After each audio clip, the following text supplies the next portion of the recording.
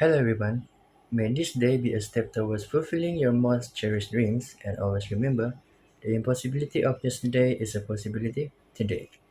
Greetings to lecturer engineering and society, Madam Norfrida. Hi, my name is Wong V. My matrix number is 07DKM21F1021 and these are my teammates. Jeromy Pahang, 07DKM21F1009 and Alvince Chu, 07DKM21F1039. It's our pleasant duty to bid you all a genuine welcome. First and foremost, legal and regulatory obligations for public and workplace safety and environmental protection. It's very depending on the country and the specific industry. However, some general obligations include public safety. Number one is to compliance with health and safety legislation and regulations that protect the public from harm, injury, or damage from products, process, or service. Number two, proper labeling and warning on products, as well as instructions on their safety use. Then, design, installation, operation, and maintenance of facilities or products to minimize risk to the public. Workplace safety. Compliance with occupational health and safety laws and regulations that protect workers from harm, injury, or illness caused by work activities. B. Provision of personal protective equipment (PPE) and other safety measures to ensure the safety of employees. C. Development and implementation of safety programs, training, and risk assessments to mitigate hazards in the workplace. Environmental protection. A. Compliance with environmental regulations that aim to prevent, control, or mitigate environmental damage from operations, activities, or products. B. Reduction of waste, emissions, and pollutants by implementing waste reduction, recycling, and resource efficiency measures. C.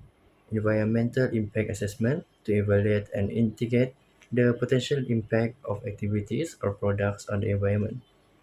In summary, legal and regulatory obligations for public and workplace safety and environmental protection include compliance with relevant laws and regulations, proper labeling and warning on products, provision of safety measures and equipment development and implementation of safety programs, and environmental impact assessment to mitigate environmental damage. So I'm going to talk about classified professional examination conducted by Board of Engineering Malaysia. The professional competency examination will test the candidate within the limits of professional engineering services as defined by the Engineers Act in the engineering disciplines. A registered graduate engineer is only eligible to sit for the professional assessment examination.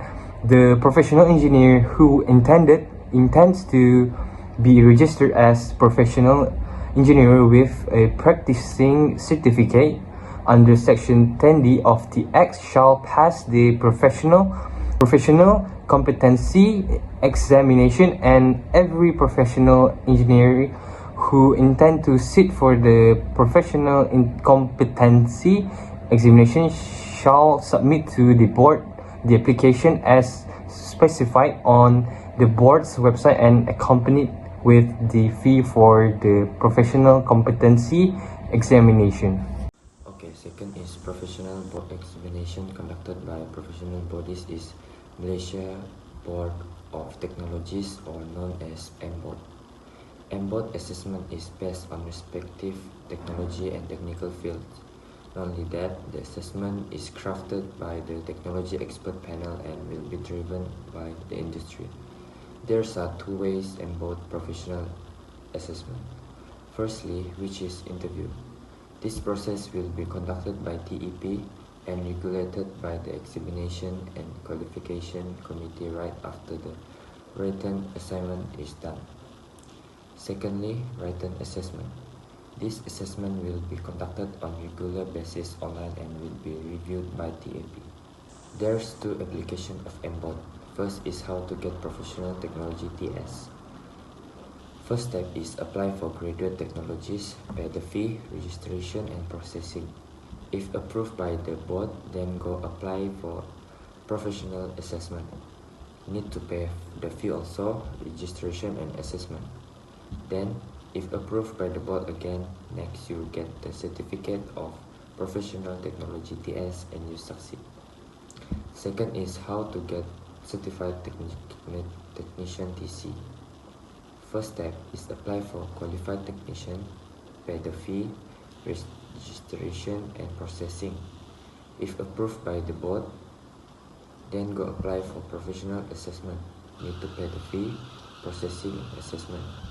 Then if approved by the board again, next you get the certification for certified technician TC and you succeed.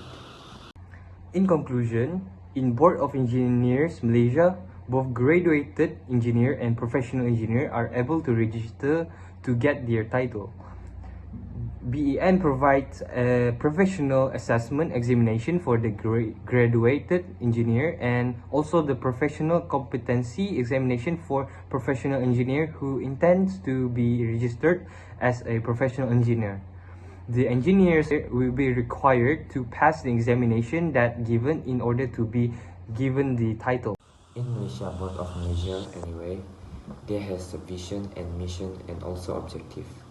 The vision of MBOT is to be a world-class professional body for technologies and technicians.